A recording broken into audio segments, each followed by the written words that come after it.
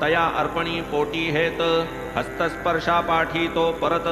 मिळावा उदी प्रसादा सहित म्हणून हस्तात ठेविला कोणामनी काय हृद्गत बाबा हे तो सकळ जाणत तरी तो रुपया पडता हस्तात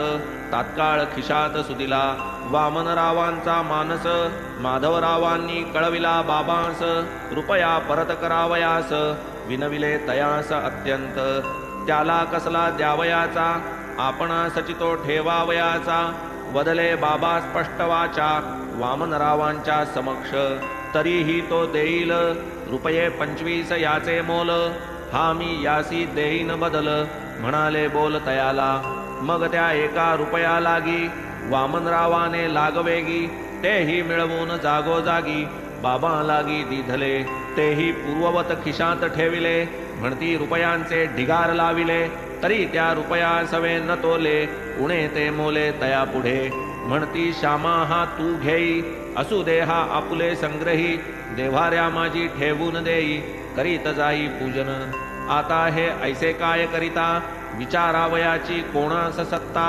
साई योग्यायोग्य जाणता देता घेता समर्थ असो आता ही कथा आटपता विसावा देऊ श्रोतया चित्ता जेणे मनन आणि निदिध्यासता कथा परिसता घडावी केले काय ऐकले श्रवण पचनी न पडे मनना वीण वरी न घडता निदिध्यासन श्रवण निष्कारण होईल तरी हेमाड साईंसी शरण